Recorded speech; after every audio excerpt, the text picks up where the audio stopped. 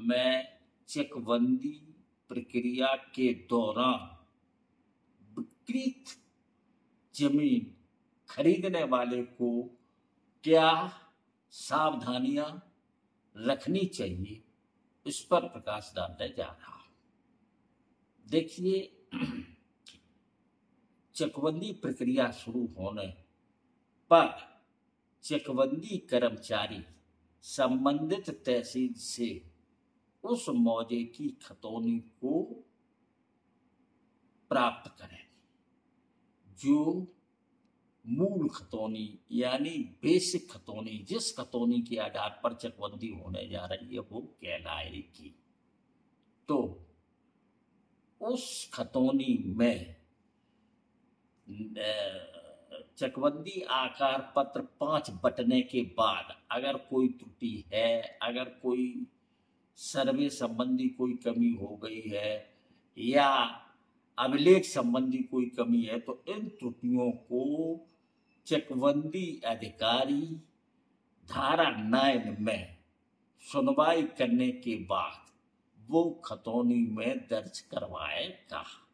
और अगर इसी दौरान कोई बेनामा के आधार पर नामांतरण हुआ है या कोई कृषक की मृत्यु हो गई है तो उसकी विरासत तय हुई है, ये सारे आदेश धारा 9 के अंतर्गत खतौनी में दर्ज करवाएगा। ये दर्ज करने के बाद धारा 9 का प्रकाशन होगा। प्रकाशन के बाद एक आकार पत्र 11, जिसको की चकबंदी की भाषा में शुद्ध खतौनी कहते हैं, वो बनाई जाएगी। वो बनने के बाद फिर चकों हेतु आकार पत्र 23 का निर्माण होगा।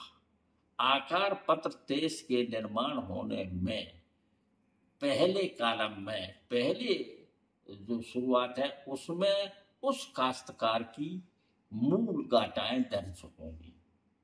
उन गाटाओं से कौन सा चक प्रस्तावित है वो जो है दूसरे कॉलम में आकार पत्र 23 में दर्ज हो। उस पर उन चकों पर आपत्ति आने के बाद, आपत्तियों की सुनवाई के बाद, फिर जब सीओ के समस्त आपत्तियों का निर्णय हो जाता है, फिर उस निर्णय के परिप्रेक्ष्य में अगर कोई खिलाफ होता है तो वो उस सीओ के आदेश के खिलाफ बंदोबस्त अधिकारी के यहाँ अपील करेगा।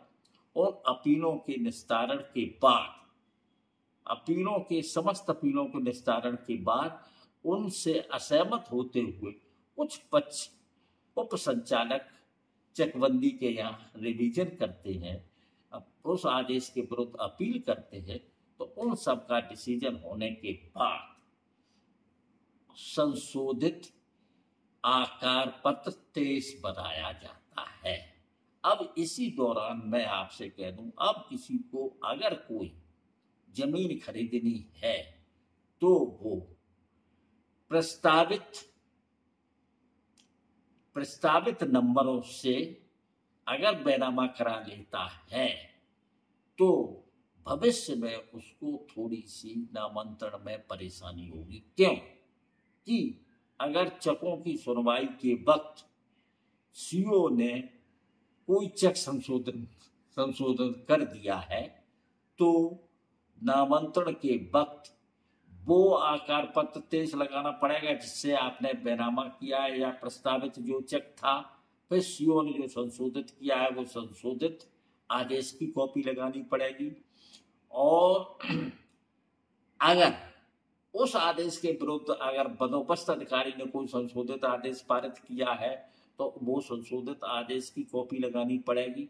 और बंदोबस्त अधिकारी के संशोधन आदेश के विरुद्ध अगर उप संचालक चकबंदी ने कोई संशोधन किया है तो ये सब कॉपियां लगाते हुए ही नामांतरण हो पाएगा, क्योंकि प्रस्तावित नंबर चकबंदी ने अपने चक आपत्ति पर संशोधित किए हैं और चकबंदी अधिकारी के आदेश को बंदोबस्त अधिकारी ने संशोधित किया है। और बंदोबस्त अधिकारी के आदेश को उप संचालक चकबंदी ने संशोधित किया है। इस कारण से तीनों संशोधित आदेश लगाने पड़ेंगे और संशोधित आदेश के अनुसार जो जो जिस नंबर पर चेक उप संचालक चकबंदी ने बनाया है उन्हीं नंबरों पर नामांतरण